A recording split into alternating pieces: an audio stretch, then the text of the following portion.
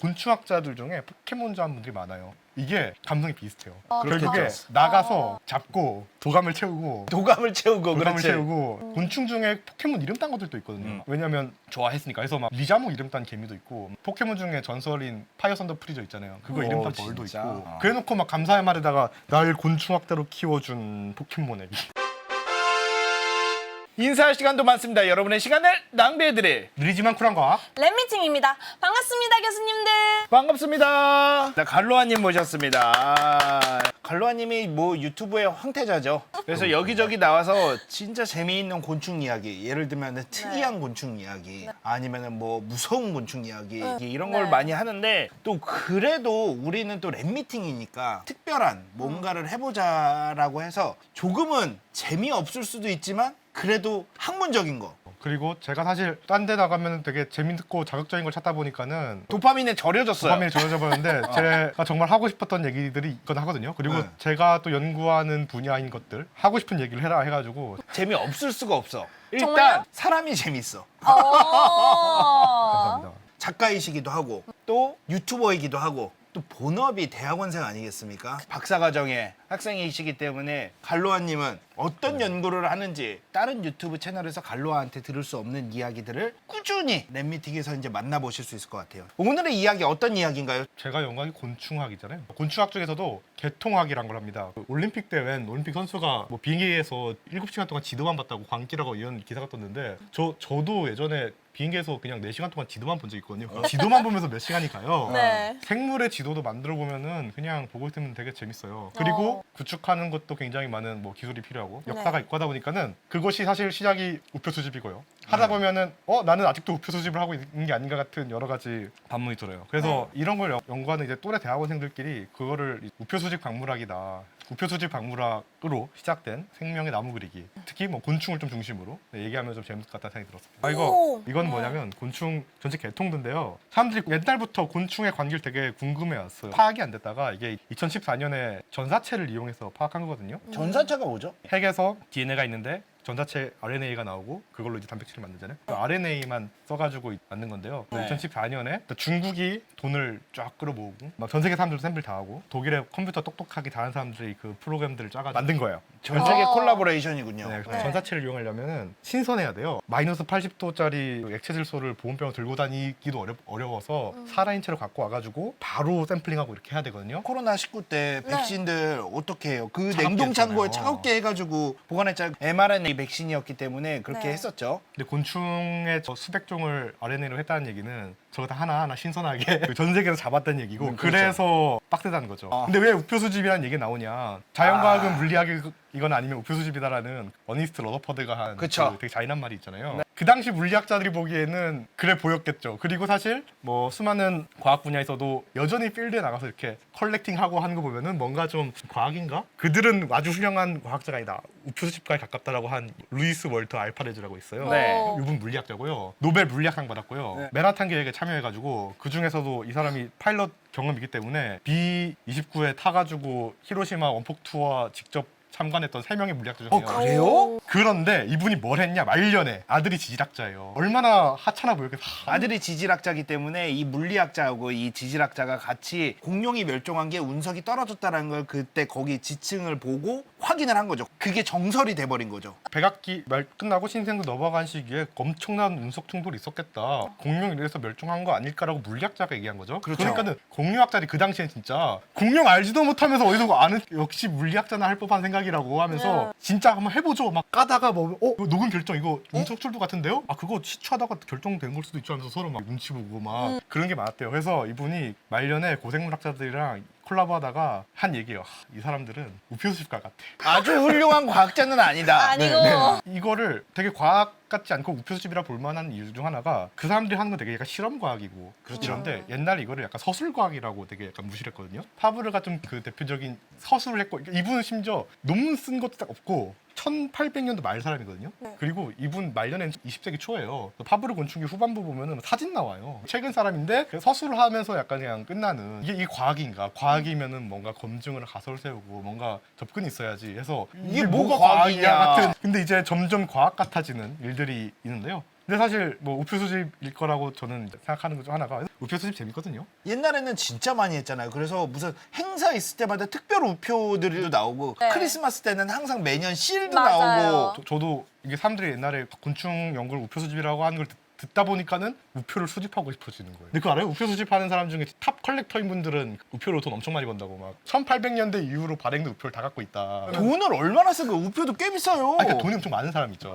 물론 곤충 연구 역시 옛날에 이 수집하던 시대는 엄청나게 부자들만 하던 다윈도 부자였죠. 다윈은 진짜 부자였죠. 그 할아버지가 그 왕실 주치의여가지고 3대가 그냥 일 안 하고 먹고 살도 놀 수 있는 그냥 다윈 살 직업 없잖아요. 의사였지 않나요? 의대 갔다가 피 무서워서 그만두고 아 맞아. 딱 고용된 건 유일하게 그 비그로 승선했을 때 그때 생물학자로 고용된 거 외에는 직업이 없었습니다. 석춘영 선생님도 엄청 부자였던 게 고등학교 때 막 어머니가 그 자판기를 이렇게 선물로 주셨대요. 자판기요? 타자기.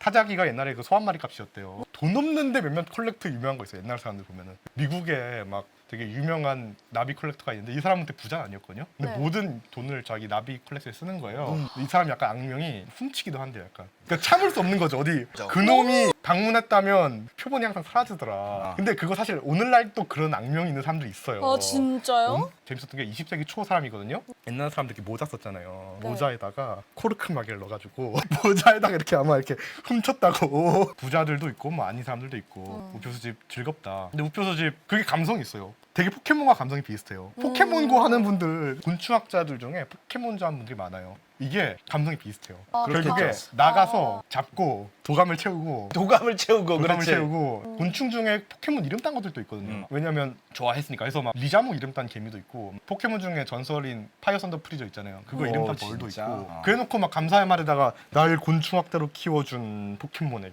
포켓몬이 저 게임보이 컬러 게임 나왔는데 그때도 그냥 포켓몬이 아니라 리얼 저렇게 곤충 잡는 게임이 있었어요. 옛날에 방학 때가 되면은 탐구 생활이라는 게 있었고 거기에 활동을 해야 되는 게 있어요. 그 중에 하나가 곤충 채집하는 거. 주명 선생이 시켰대요 학생들한테. 왜냐면은 그래야 샘플링이 되니까. 그리고 네. 대학에서도 좀 시켰어요. 그래야 전국적으로 샘플링이 되니까. 근데 이 학생들이 이렇게 그냥 이렇게 픽픽 박아둔 게 이게 어떤 건 가치가 없을 거 이렇단 말이죠. 그게 어떻게 모이고 어떻게 처분이 되는지 모르겠어요. 하여튼 우표 수집이 역사가 길어요. 이게 파브르가 되게 최근 사람이라 했잖아요. 네. 그러니까 파브르는 약간 일본과 한국에서는 좀 유명한 사람이거든요. 일본 위인전에 한국으로 번역되고 이러니까는 한국 일본은 되게 유명해요. 그래서 프랑스도 그 얘기해요. 파브르는 일본의 수많은 아이들에게 영감을 줬다고. 프랑스에서 별로 유명하지 않아요. 왜냐면 딱히 뭐가 업적이 없고 이게 파브르가 자기 딸이랑 아들 이름 따서 신종 4개를 지은 게 있거든요. 네. 다 무효 처리됐어요. 파브르가 당시 존경하던 곤충학자가 있어요. 네. 이게 레오미르라는 사람이거든요. 레오미르는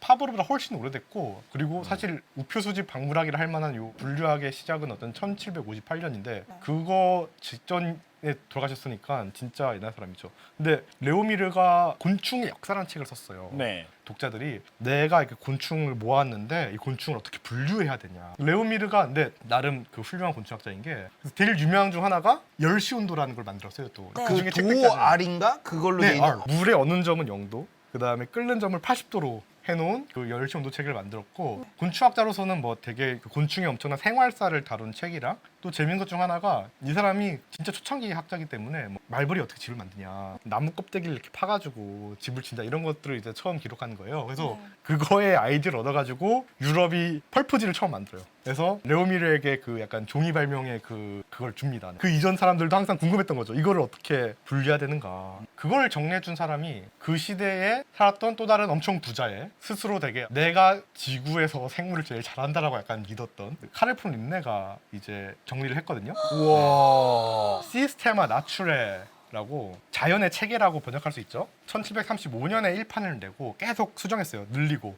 그래서 1758년에 10판을 냈는데 네. 그거가 지금 오늘날 생물 분류의 기준이에요. 이거는 1735년에 처음 만든 표고 이걸 만들고 겁나 뿌듯했어요. 근데 보면은 약간 좀 옛날 그 잔혹성이 느껴지는 게 사람 종을 4종 나눠놨거든요. 네. 사람, 유러피안, 아프리칸, 아시안, 아메리칸. 특징 너무 잔인해요. 유러피안, 하얗다, 눈이 파랗다, 법률에 얼매여 행동함, 도덕적인 걸 써놓고 그다음에 아프리칸, 검다, 야만적이다 또 이런 식으로 써놨어요. 그래서 네. 저때 쭉 나누면서 1758년대 곤충 분류를 보면은 사실 완벽하진 않네요. 예를 네. 들면은 저 메뚜기 좋아한다 했잖아요. 메뚜기를 딱정벌레다 나왔어요. 왜냐면 그러니까 메뚜기를 어떤 독립된 뭐라고 보지 않았어요. 곤충이 아닌 무척추 동물들 그냥 다 이상한 하나의 쓰레기통 같은 분류에 넣어놓고 그냥 괴물 같은 것들 막 분류해놓고 했어요. 네. 그래서 다양한 방법으로 분류를 했습니다. 하여튼 지금의 분류는 린네 책을 따르는 것으로. 왜냐면 린네 책이 이전에는 지금은 학명을 호모 사피엔스 이렇게 딱 두 글자로 하잖아요. 네. 옛날에는 엄청 길어서요.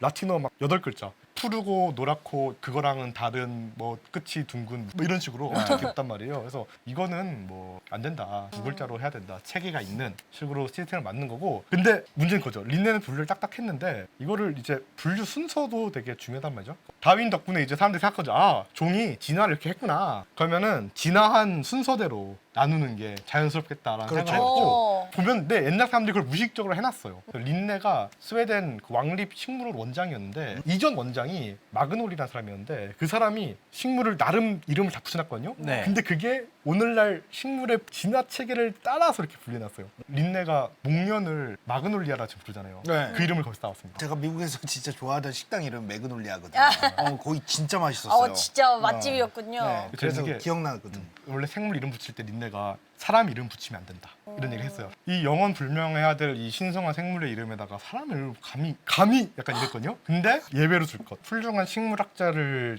존중하는 의미에서는 붙여도 된다라는 이상한 규칙을 지가 해놓고 엄청 많이 붙여줬어요. 막 린네가 되게 짝사랑했던 유부녀가 있어요. 그 사람 이름도 막 붙여주고 미쳤죠? 사랑 편지를 써놨어요. 네. 편지를 써놓고 쪽팔렸는지 안 붙였거든요. 사후에 발견했어요. 그래서 린네 이후로 사람들이 이제 수많은 생물 학명에 사람 이름이 꽤 있죠. 그래서 생물을 이제 분류를 할 때는 여태까지 우표 수집 같은데 야 이거 뭔가 이제 우표 수집을 탈출한 기분이에요. 과학이 영역으로 편입됐어요. 네. 다윈 덕분에. 그래서 진화 관계를 고려해서 분류하자라고 했던 몇몇 학자들이 있어요. 네. 문제는 진화 관계를 어떻게 하냐. 그게 오늘 할 얘기입니다. 네. 그리고 전공이기도 하잖아요. 아, 네, 아, 그렇죠. 네. 진화 관계를 어떻게 파악할 것인가. 네. 다윈이 맨 처음에 생물은 어쩌면 공통 조상으로부터 분기한 것 같다라는 그 찍찍찍 노트를 그린 게 있단 말이죠. 진화는 계통 발생을 반복한다. 뭐 이런 해켈 이런 사람들이 뭐 생물 진화 나무를 그렸어요. 근데 이제 저거는 근거 없이 본인이 딱 보니까 아는 거죠. 저 다윈의 계통도 저거는 되게 유명한 이미지잖아요. 영국 가면 티셔츠를 팔아요, 막. 오, 네. 진짜요? 아 그럼요. 끄적끄적 된 것 같은데. 그래서 멋있죠. 오른쪽에 해켈은 딱 봐도 이거 막 자르고 예술을 하는 느낌이 나잖아요. 근데 다윈 뭔가 영감이 딱 보이잖아요. 그래서 더 사람들이 좋아하지 않을까? 근데 문제는 이게 뭐 검증이 안 되잖아요. 그리고 네. 보면은 예쁘게 그리는데 공을 들이고 있어요. 이건 예술이 아닌가? 아. 이거 또 우표 수집 같은데? 재밌는 사건이 하나 일어나요. DNA 구조도 나오고 컴퓨터도 발달하고 이러는 와중에 소칼이라는 사람이 물론 소칼하면 사람들이 약간 지적 사기를 생각하긴 하는데 지적 사기 했던 사람만큼 약간 또 전투적인 사람이기도 했어요. 이 분은 그 통계학을 전공한 사람이거든요. 60년도 사람인데 중국에서 대학을 다녔고 그래요? 네, 되게 신기해요. 그다음에 미국으로 가가지고 막 캔자스대에 있을 때 있던 일인데 캔자스에 가가지고 통계학자인데 곤충 연구실에 가서 하기로 했어요. 그것도 이상해요. 하여튼 모든 과정이 정상적이지 않아요. 정상적이지 않아요. 그러니까 일어날 수 있던 얘기인데 그 곤충학자들이 맨날 이 얘기를 하는 거예요. 아 지나간 게 어떻게 파악할까? 다 똑같이 생긴 것들이 있어요. 그래서 막 생식기를 막 해부를 해서 보고 막 아 근데 곤충 같은 거 생식기 해부 같은 게 이런 게 돼요? 너무 작아서? 그게 너무 작은 거를 하는 분들은 곤충학자 에드워드 윌슨의 명언에 따라 현미경과 떨리지 않는 손만 있다면 그걸 해부를 하려면 칼 같은 게 있어요. 걔네들은 그거보다 더 작아야 되잖아요. 떨리지 않는 손을 가지고 계십니까? 아니요. 메뚜기 이따만 하잖아요. 저는 떨리지 않는 손은 있어요. 저는 손떨림이 없기는 해요. 진짜로 그 세밀한 거 잘할 수는 있거든요. 우리나라에서 나름 제일 작은 메뚜기를 할 수 있는 개미집 빗두람이라고 그것들을 잡아서 키우고 있는데 사진을 좀 찍어야지 해놓고 얘를 손에 올려놓고 붓으로 털어주다가 반가지를 났어요. 그저께 부동강이 났어요. 하여튼 다 이제 어렵다고 하는 거예요. 근데 특히 벌이 좀 심연이긴 해요. 실제로 파악이 안 되는 것도 많고 네. 다 똑같이 생겼고 심지어 이게 기생하는 일도 많다 보니까는 그리고 기생벌에 기생하는 일도 있어요. 우와. 기생벌에 기생하는 기생벌에 기생하는 기생이야? 하이퍼 더블 파라사이트. 기생. 하이퍼 파라사이트. 와 이거 그래가지고 너무 알기가 어렵다. 한 와중에 통계학자 저 소칼 눈이 보기엔 그거 통계 방법으로 처리할 수 있을 것 같은데. 그래서 진짜 대학원생들이 짜증 나가지고 너 입으로만 털지 말고 해봐라. 진놈이 맥주 쏘기를 한 거예요. 했는데 겁나 잘 된 거예요. 호플리티스라는 벌인데 야 입만 터는 게 짜증나서 맥주 내기로 시작된 그래서 형질을 기반으로 저 때는 DNA 시퀀싱은 매우 고급 기술이었기 때문에 있기는 있었어요? 1960년도니까는 시퀀싱이 아니라 블랏 하나하나 복부 끝이 둥글다, 삼각형이다 1, 네모나다 0 이렇게 01010101로 아, 이진법으로. 아직도 하거든요. 네. 왜냐면은 화석 같은 경우는 네.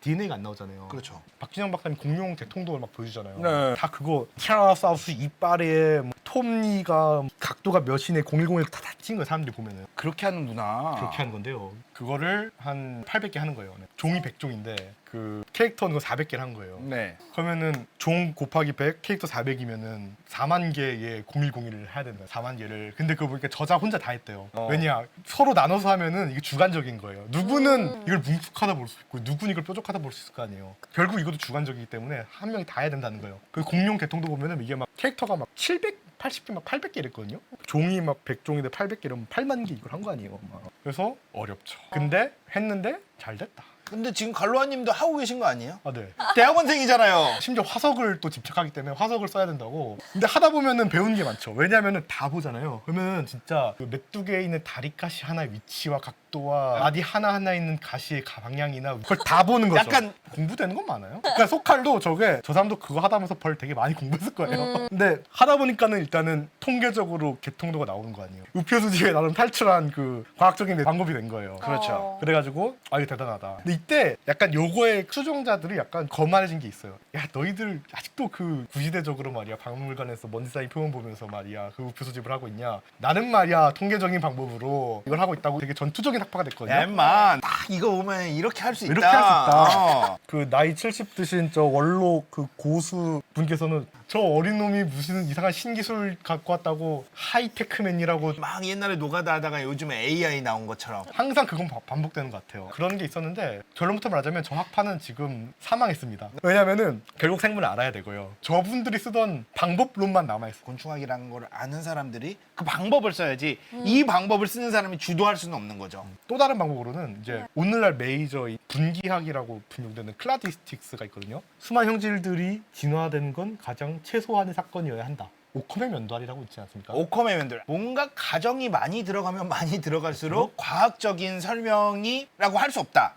단순하면 단순하게 설명하는 게 좋은 방법이다. 아. 수많은 형질들 있잖아요. 수많은 동물들에게 뿔이 막 있고 없고 있고 없고가 있어요. 독립적으로 5번 진화했다라기보다는 그냥 뿔 하나 있는 조상부터 진화한 게 더 단순한 설명이겠죠. 수많은 형질들이 최소한의 변화로 진화하는 게 좀 더 맞는 철학이다라는 걸 기반으로 한 게 그렇죠, 오늘 분기학이거든요. 그러면서 얘기하는 것 중 하나가 생물의 분류 단위는 하나의 단계통군을 이뤄야 한다라는 그런 철학이 있어요. 그게 오늘날의 약간 좀 메인이고요. 그래서 나온 말이 사람들이 많이 읽었던 책인 그 물고기는 존재하지 않는다라는 책. 거기서 결국 한 얘기가 그렇게 해서 생물들의 개통도를 파악하다 보니까 물고기라는 게 단계통이 아니다. 물고기는 이게 잔뿌리가 지저분해서 이렇게 물고기라 부른다. 이거는 우리의 지금의 딱 하나의 클레이들 얘기하는 게 아니다 해서 물고기는 존재하지 않는다. 존재하지 않는다라고 이제 거기서 선언을 하는 거죠. 그런 철학이 그렇게 나오는 거죠. 오늘날은 그게 좀 메인이다. 그래서 그 공룡 들어보면은 공룡을 딱 새는 공룡을 딱 얘기하는 이유가